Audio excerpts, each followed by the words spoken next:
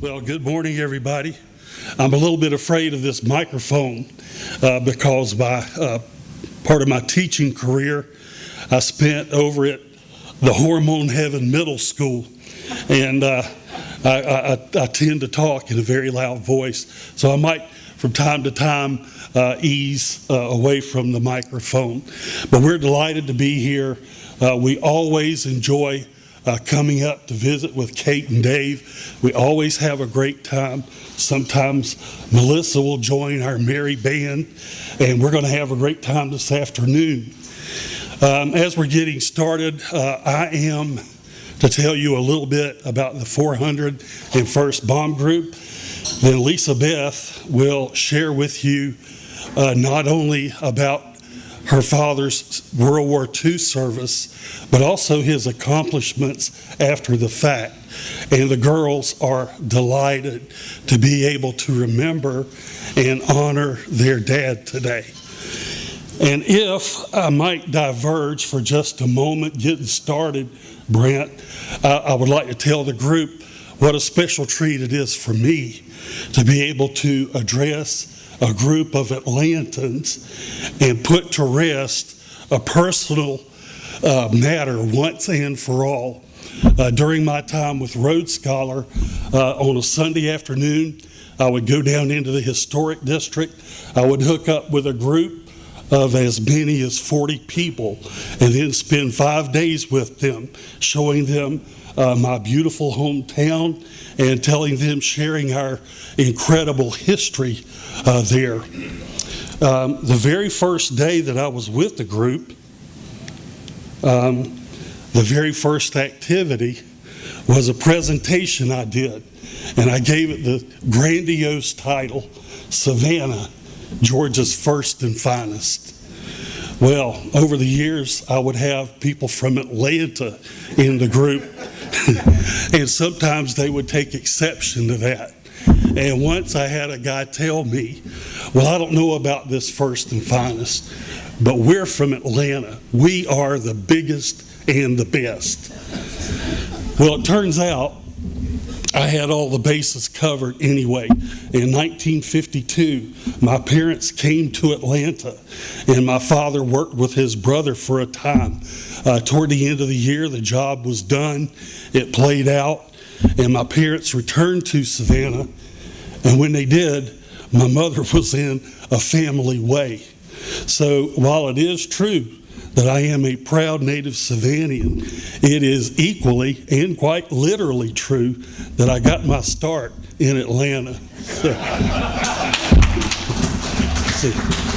So my first experience with the 401st came in 1972 when I visited the National Air and Space Museum. And this image was a mural that covered an entire wall. And I was so impressed with that. Of course, I grew up in a time when we venerated our military. And my favorite TV show was, of course, 12 O'Clock High. The 401st Bomb Group was comprised of the 612th, 613th, 14th, and 15th Squadrons. Their group motto was Culum Arena Nostra, which means heaven is our arena. The group was organized in April of 1943 at Ephrata Army Airfield in Washington. By November, they were already flying missions over occupied Europe. During their time, they had some great achievements. They were ranked the second best for accuracy in the entire 8th Air Force, and actually they were the best in B-17 groups.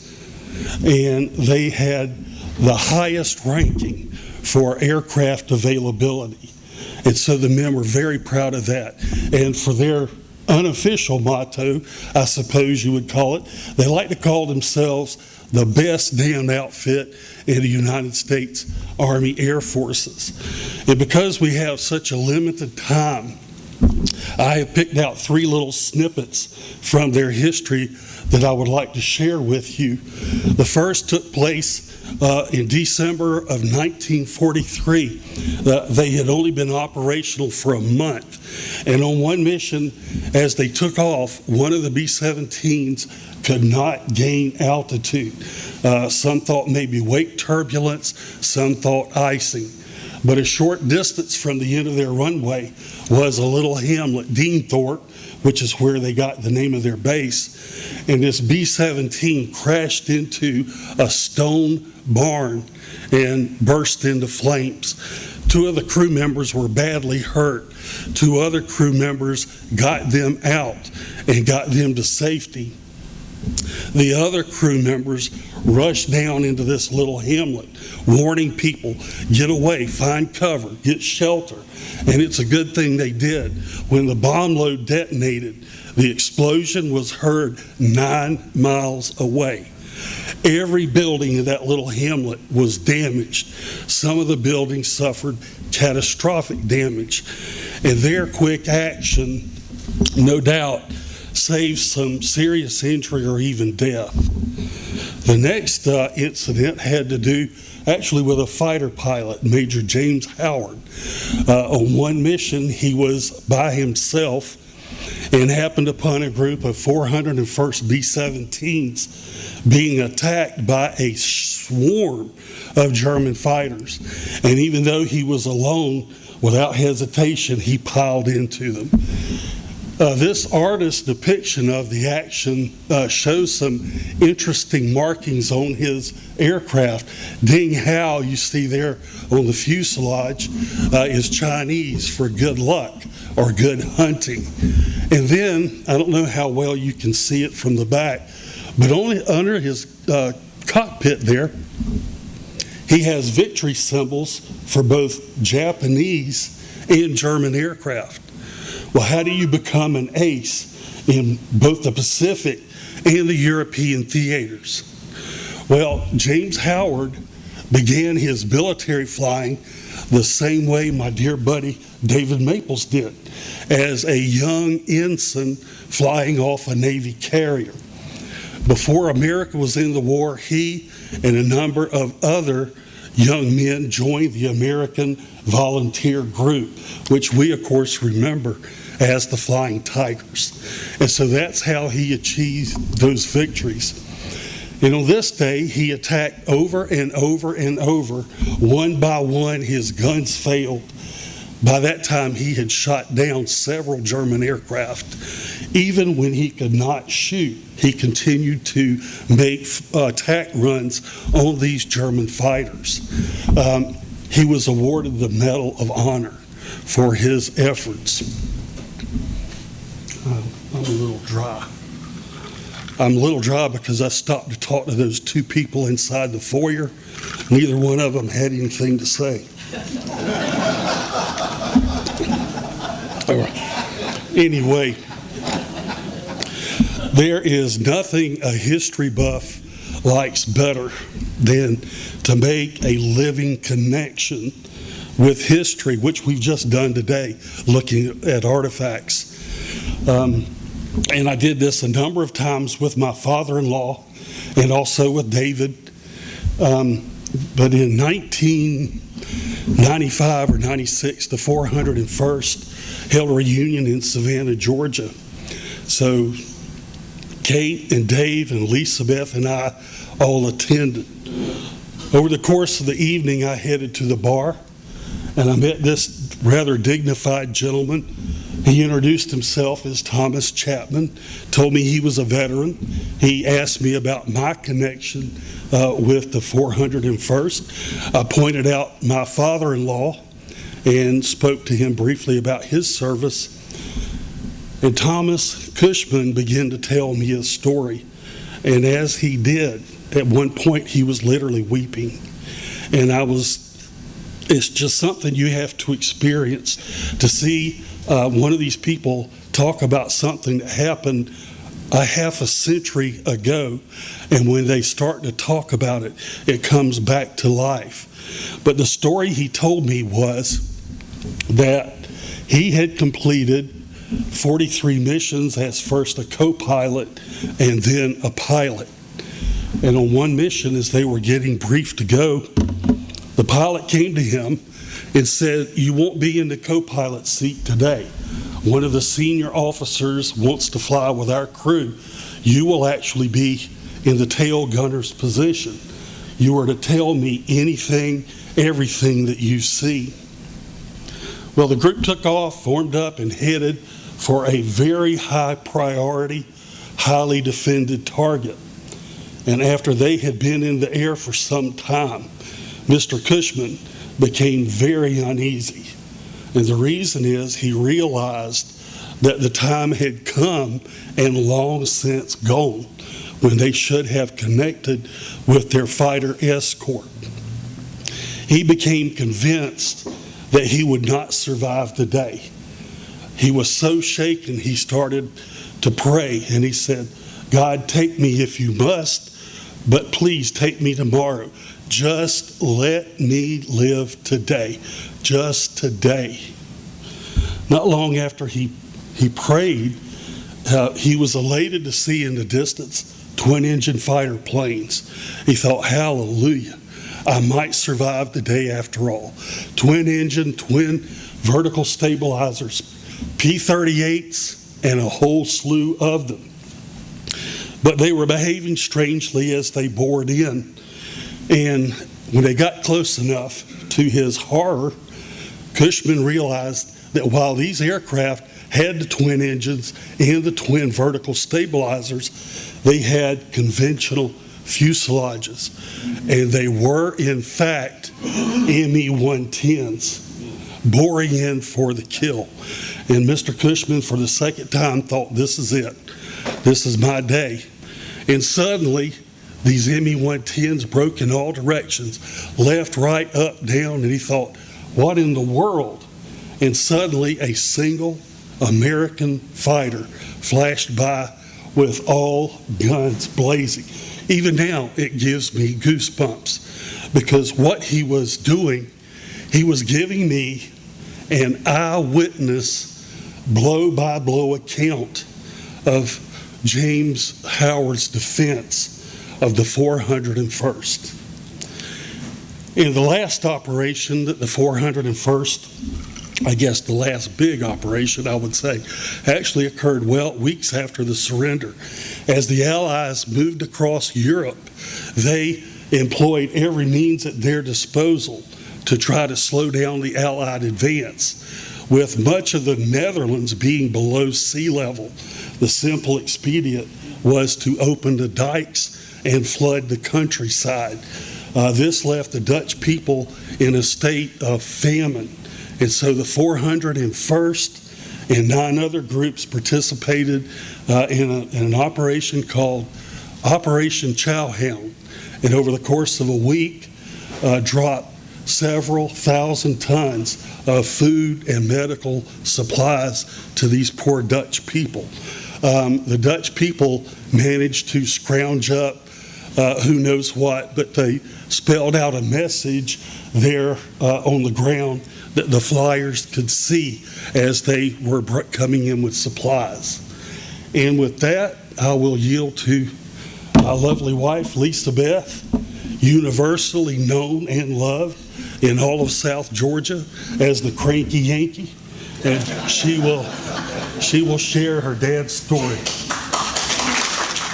So glad to be here. Thank you for inviting us. I'd like to introduce you to one of the faces of the Mighty Eights, my dad, George Menzel. He served with the 401st Bomb Group in the 614th Squadron, and I'm going to refer to him as George throughout this presentation because I want you to imagine him as a young man serving his country in wartime.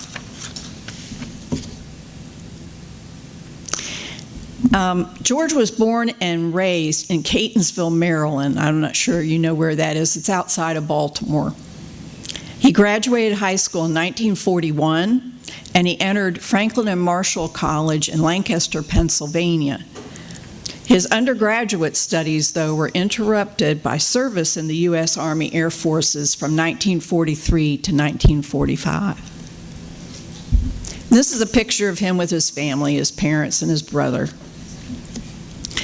After Pearl Harbor, George, like many young men, was shocked and very eager to get into the fight. He initially tried to enlist in early 1942, but was rejected because of a heart murmur. The family physician said that it was an unusual heartbeat, but nothing of any consequence. But the military made him wait 6 months before having another opportunity to enlist. So George enlisted in December of 1942, and he was called up on his 19th birthday in February of 43. This picture of him.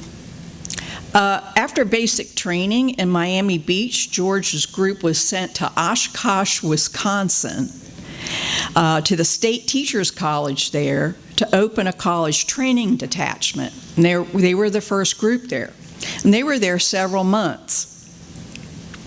After that, they went to he had pre-flight at Santa Ana, California, and then he finished aerial gunnery school in Kingman, Arizona. George was commissioned on July 1st, 1944 as a second lieutenant and awarded his flight wings after bombardment school at Victorville, California. He stayed another 6 weeks to get additional training as a navigator, so he was trained as both a bombardier and a navigator. And then he left to join his crew at MacDill Field in Tampa, Florida. And this is the original 10-man crew, and I'm going to introduce you to them. The bottom row, left to right, first is George. He was the bombardier. Fred Babcock, the pilot. Next to him, Leon Stewart, who was the navigator. John Boesfield, the co-pilot. He was referred to as Jack. The top row, left to right, Walter Wilsinski, he was the ball turret gunner. Carroll, or Bud, they called him Bud Caldwell, he was the engineer and the top turret gunner. John Bilby, radio operator. And Walter Parnham, tail. Charles Castleman next to him was waist, and Charles Ward was also waist. Now, Charles Ward actually left and went on another air crew, which got them down to a 9-man crew, which went overseas. Towards the end of their training, very interesting enough, the crew did a goodwill flight to Havana, Cuba. Several air crews and B-17s went for that flight.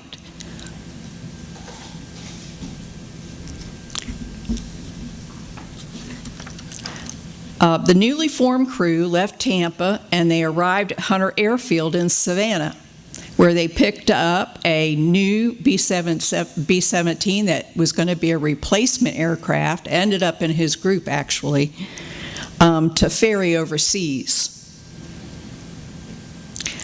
They left Hunter and flew to Grenier Field in Manchester, New Hampshire. On the way, he admitted that they couldn't resist. They decided to buzz his house in Catonsville.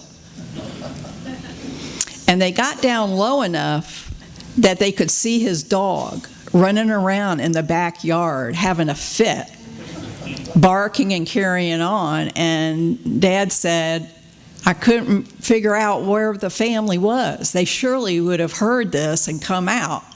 Then he realized it was Sunday and they were all at church. So they missed it.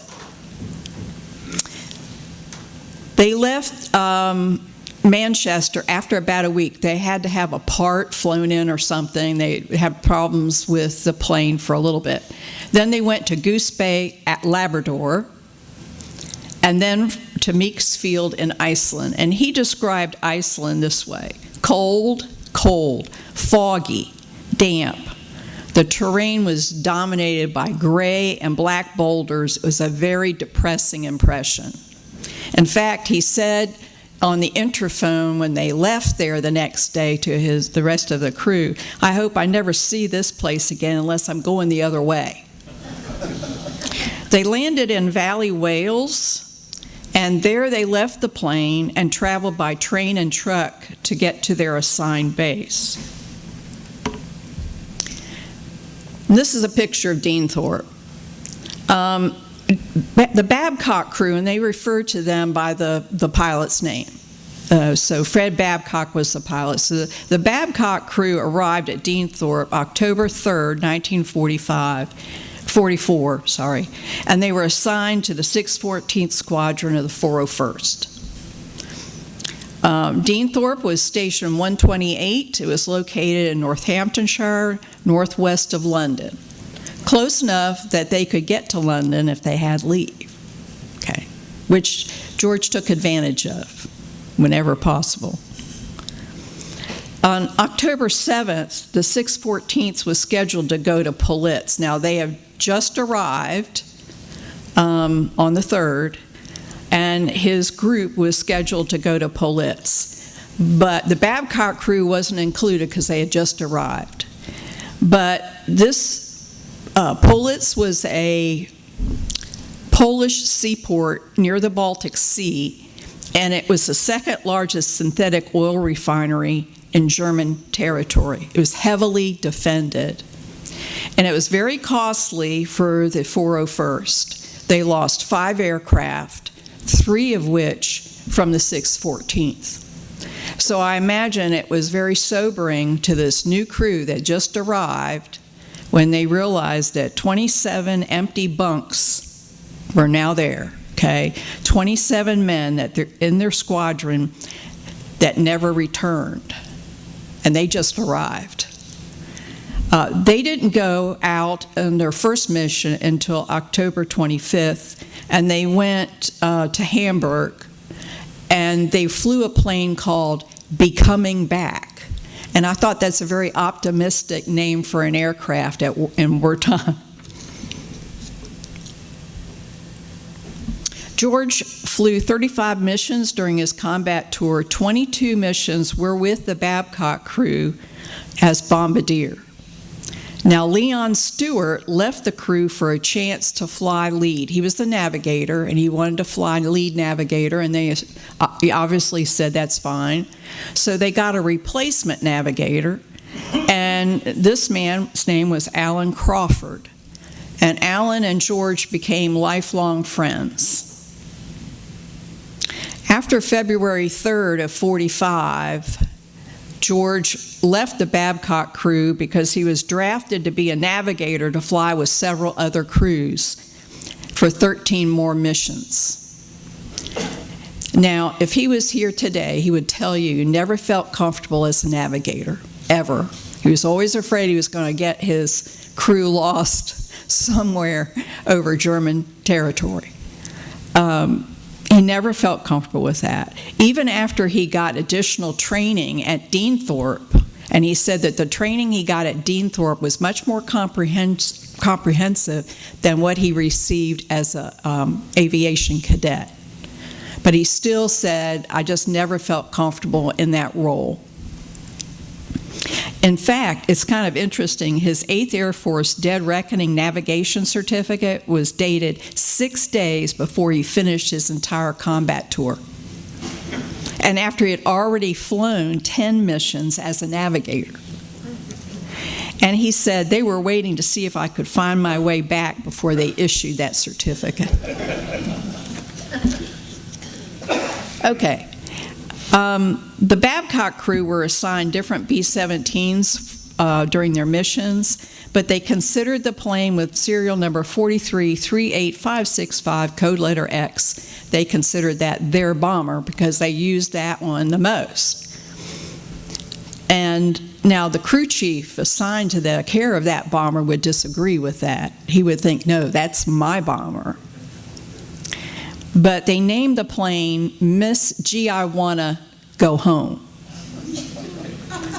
And what you see here is what was on the back of their jackets. Now, this is our gal, okay? And our gal did not get on the plane. You know, all the nose art you see, you know, they all had nose art. They didn't all have nose art.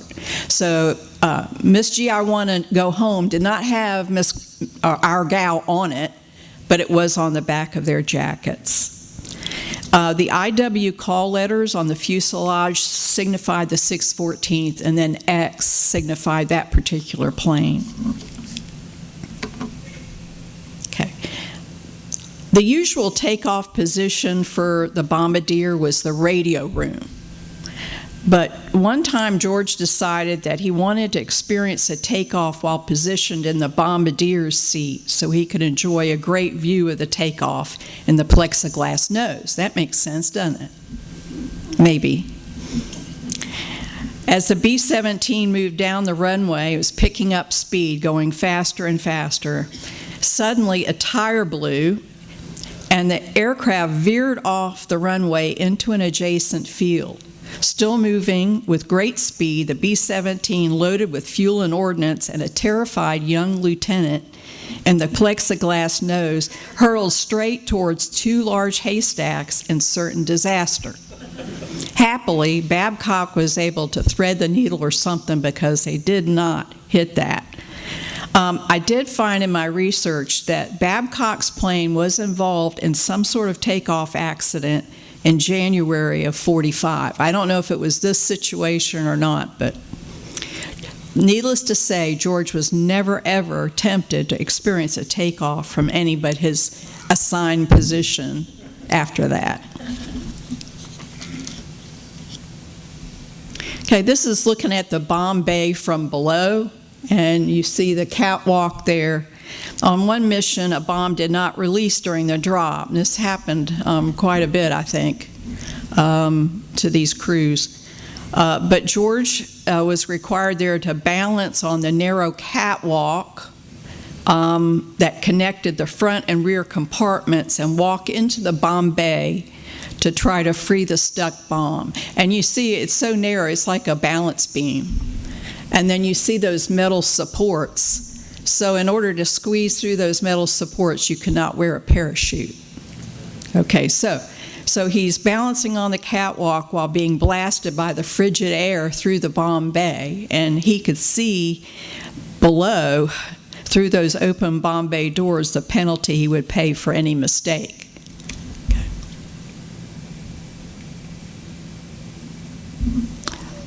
George was asked once if he ever saw a Messerschmitt 262 in the course of a mission. He readily exclaimed, "Yes, I saw one. The SOB was shooting at me."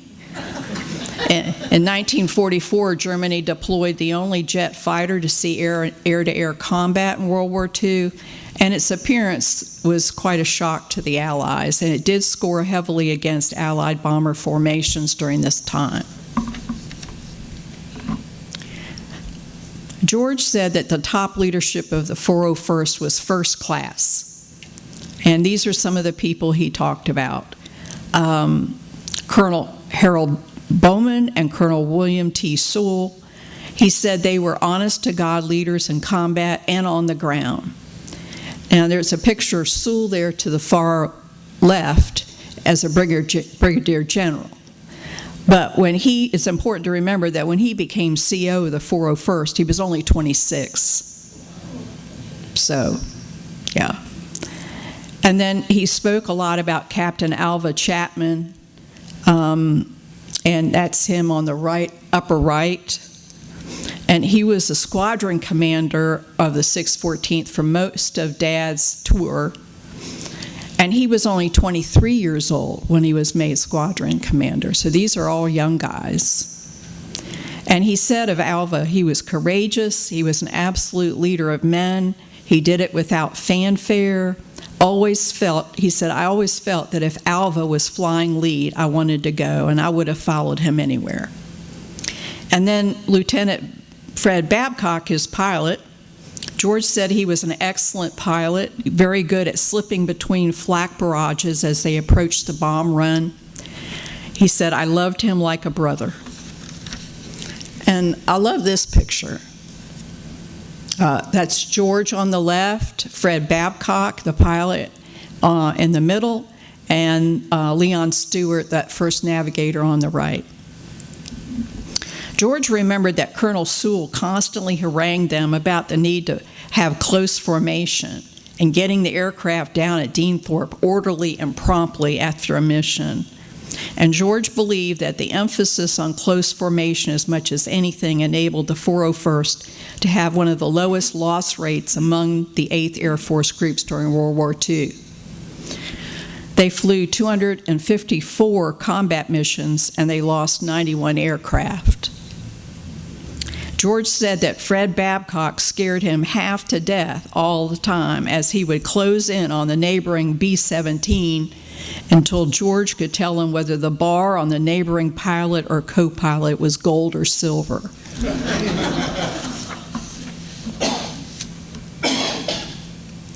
George believed that the hours leading up to the takeoff to be the most stressful for the airmen, and some of the shared experiences were wake-up calls for missions in the middle of the night with a flashlight in your face, dressing in the cold barracks, the anticipation or dread when the screen was removed from the map in the briefing room to disclose the target for the day. Would it be a milk run, or would it be a heavily defended target? And of course, there were personal concerns while waiting for the green flare that ordered takeoff. And there were confusing and frequently frightening experiences of assembly in the pre-dawn darkness. Now, once in the air, the pre-mission apprehension passed because there was work to do. However, there was always danger of collision with other planes, bad weather, enemy fighters, and then, of course, flak. Now, I'm going to talk about just two of his missions that were most notable. And the first one was to Merseburg, November 21 of 1944. Merseburg is in the Leipzig area of Germany. There was an oil refinery very well protected by anti-aircraft guns.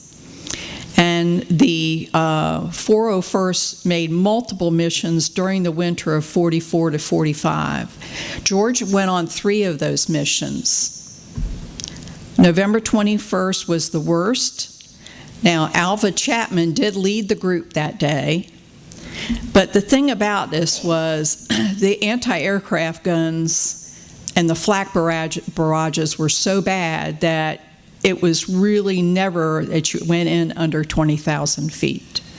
The standard was to go across the bomb run at 26,000 feet. That was the safest. But if you had to lower, you didn't get any lower than 20,000 because you were going to be beat up pretty bad. Well, the weather was bad, naturally, and they had to keep lowering the altitude to get under the clouds until they dropped their bombs at a dangerous 19,000 feet. And they were pretty bad, pretty badly beat up by flak. The flak was deadly, he said. The shrapnel sounded like hail on a tin roof. All around the plane, shells exploded. And when you were close enough to see the cherry red flash inside, you knew you were hit. A piece of metal clipped George's cigarette case and tore away a picture of my mother that he kept inside. And George thought he would never make it back from that mission. Now, this is a book he wrote. So I'm just going to read this little part where he talked about how he felt about that mission. And this is actually about mostly about after they left the bomb run and were headed back. Okay. He said, "I confess I was frightened as the next guy in all my missions, but I thought that I was going to die on that November 21st, and I celebrate that day privately each year. The feeling of helplessness, resignation pervaded my consciousness as we went down that bomb run. The interphone silence after the call 'bombs away' was always profound. I likened it to a gigantic gasp of relief by those 8 other souls behind me as Fred Babcock wheeled our bird with the formation as we sought to be out of harm's way. I went to Merseburg 3 times. This one was the worst, not just for those 3 missions, but all 35 I flew. After every mission, the procedure was always the same, and one necessary aspect was a post-mission debriefing, or the interrogation of each crew by Major Wilfred Fry, the 401st Group Intelligence Officer, and his assistants. The pertinent information from these sessions, as we downed hot GI coffee, was incorporated in the written mission reports which still exist in the files of the National Archives. These reports, of course, include the results of the bombing, the enemy opposition, the sighting of German V-2 rocket launchings, information about the loss of aircraft and crews, and so forth. They apparently also wanted to know or accepted information on mission snafus and gripes of various kinds. In the mission report for November 21, there was a comment by Major Fry, which to me was understated, though I'm sure it was not intentional. He wrote, Lieutenant Babcock reported that the ball turret gunner on the Coleman crew flying Lady Jane II had hand-charged rounds from his guns on the way home without looking behind or below his aircraft. One of the rounds struck Babcock's aircraft. It did a bit more than strike the aircraft. It blew out the plexiglass nose, penetrated the aircraft, tearing a map out of the bombardier's hands as it passed between his knees. The live round was found under the bombardier's seat, bent to a 40-degree angle. I know because I was that bombardier. At the moment that projectile came crashing into my space, I was still traumatized by the flak at Merseburg. Since we had just passed Ostend, Belgium, and were over the North Sea, headed home, I was beginning to think I had survived Merseburg one more time. The nose of that B-17 was instantly turned into a mess with unwanted ventilation, converting the nose into a wind tunnel with cold rainwater, making the compartment uninhabitable. We were all glad that day was over. So just as he thinks, okay, we're out of harm's way, the last mission I want to mention is this mission to Berlin on February 3rd, 1945. This was a maximum effort to what they referred to as Big B. And on this particular mission, there were more than 1,000 fortresses. And they created a bomber stream that stretched continually from the Dutch coast all the way to the target. There were over 500 fighters in the air, too, to escort the heavies. It was the largest single raid by the 8th on a single target. Babcock crew was flying a plane called Shoot the Works. The target was the Tempelhof marshalling yards and German government buildings. There was dense cloud cover over Europe, but interesting, clear as a bell when they turned toward Berlin. The flak was intense. For some reason, George said he had time to look, and I guess it was clear so he could see stuff. But he said planes were falling, parachutes opening, one B-17 rolled over and dropped like a stone. After they released their bombs and they were on their way back, they were about 1.5 hours on the return leg, and they could still see bombers on their way to Berlin. So that gives you an idea of the armada that day. George and Alan, of course, Alan's right behind him in the plexiglass nose. And George said that Alan kept hitting him on the back saying, look at that, look at that, look at that.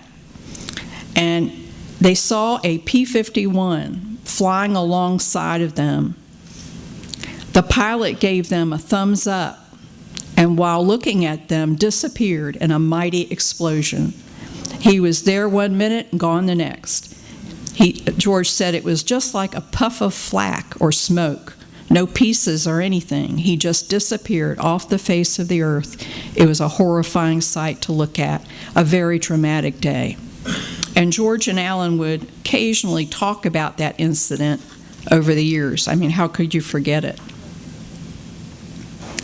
George finished his 35th mission on the 31st of March, 1945, and he received orders on April 12 to leave. That was the day that President Roosevelt died. Wartime telegrams often brought tragic news, but George's telegram to his mother said, "Finished tour, hope to be home soon, happy Easter."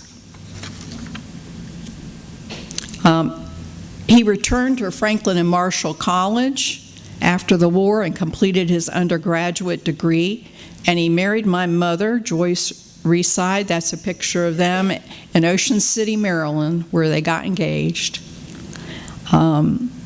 Joyce worked as a legal secretary after graduating from the University of Maryland and helped put George through law school at Georgetown University. He graduated with a law degree in 1949, and he was admitted to practice law before the federal courts in Washington, D.C., including the U.S. Supreme Court.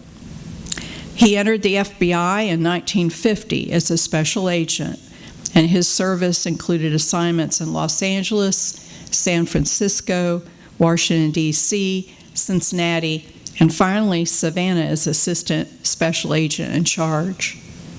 And in 1975, George was awarded the rank of inspector and retired from the FBI in 1976. After retirement in 1977, George went to work for Armstrong State College, and he was an assistant professor in the Criminal Justice Department. Loved to teach that. And he was very well thought of. That college is now part of Georgia Southern University. He was awarded the H. Dean Provost Award as outstanding faculty member, and he continued teaching part-time until 1988. Like many World War II vets, family and career took center stage after he got back, and he rarely talked about the war until he began reconnecting with friends from long ago at bomb group reunions. For nearly 15 years, George was a driving force behind the 401st Bomb Group Association. He has served as executive VP, the editor of the association's newsletter called Poop from Group. I love the name of that. He was secretary, he was the treasurer at one time, and he managed the reunions. George was a life member of the Mighty 8th Museum, the 8th Air Force Historical Society, and a member of the Birthplace Chapter. In 1986, George hosted a reunion of the 401st Bomb Group, and he was presented with a print of a B-17 bomber by aviation artist R.G. Smith. And the bomber was named Maiden USA, and it was from the 614th Squadron. George found that very interesting, and he began to research the history of the Maiden and her crews, and that's a picture of the print on the front of that book. He learned that the Maiden's last mission was to Big B on February the 3rd, 1945, the same mission he was on. The Maiden, though, was shot up by flak, and it lost 2 engines, and the pilot realized he was not going to get back. So they ended up landing in Russian-occupied Poland, okay, where the crew was held incommunicado for 7 weeks, and they were reported MIA. Now, some of the crew were taken to Moscow. The pilot, Myron King, was court-martialed by our own U.S. Army at the behest of Joseph Stalin. It's a terrible story.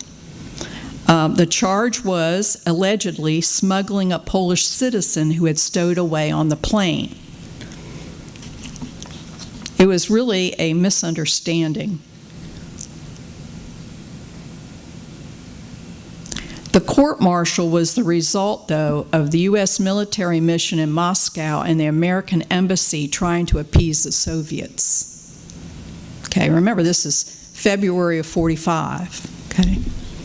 Well, why would they do that? Well, they're trying to salvage the doomed U.S. policy of collaboration with Stalin and the USSR. In 1994, George wrote a book entitled Portrait of a Flying Lady, which includes stories of the various crews that flew the Maiden and culminates with the story of the King crew and their last mission of the war. And this is a picture of Myron King on the left with my dad, George, in front of his business in Nashville, not that many years ago. And then there's a picture on the left here, better picture of Myron. George interviewed Myron and the other members of the crew who were still alive. He traveled to the National Archives several times in Washington, D.C., and he researched the court-martial records, painstakingly sifting through all the evidence he could obtain. Myron did not get a fair trial. That was the bottom line. A young man's reputation was sacrificed without regard to his service to his country in combat. Why? In order to placate the Russians. Now, fortunately, 7 years after the war, Myron's court-martial was overturned. But his story was really not fully written about until George's book.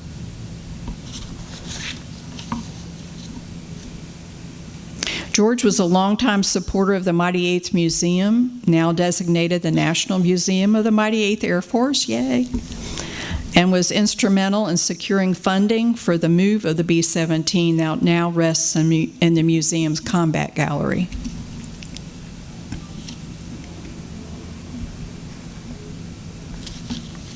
A diorama of Dean Thorpe, which is on display or has been on display at the combat gallery of the museum. When George was offered a copy of the plans for Dean Thorpe, he made them available so that diorama could be constructed.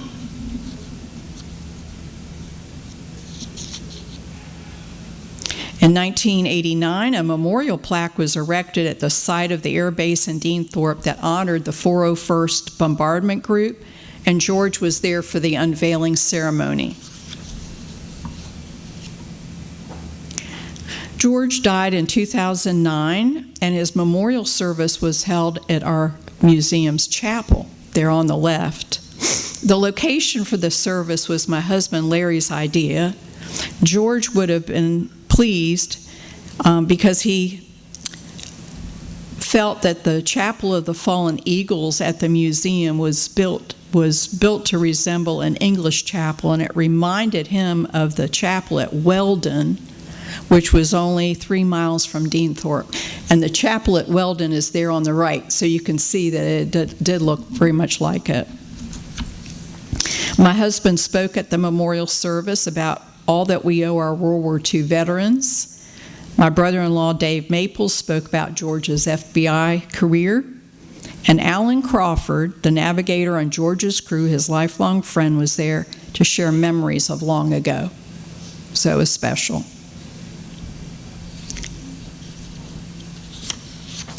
In the museum's memory garden, there's a plaque on the Wall of Valor honoring the Babcock crew. And when George passed away, my sister Kate and I arranged for a separate plaque that honored George's service, and you see that on the left. George was awarded the Air Medal with 5 oak leaf clusters, the American Theater Medal, the European Theater Medal with 3 battle stars, and the Victory Medal.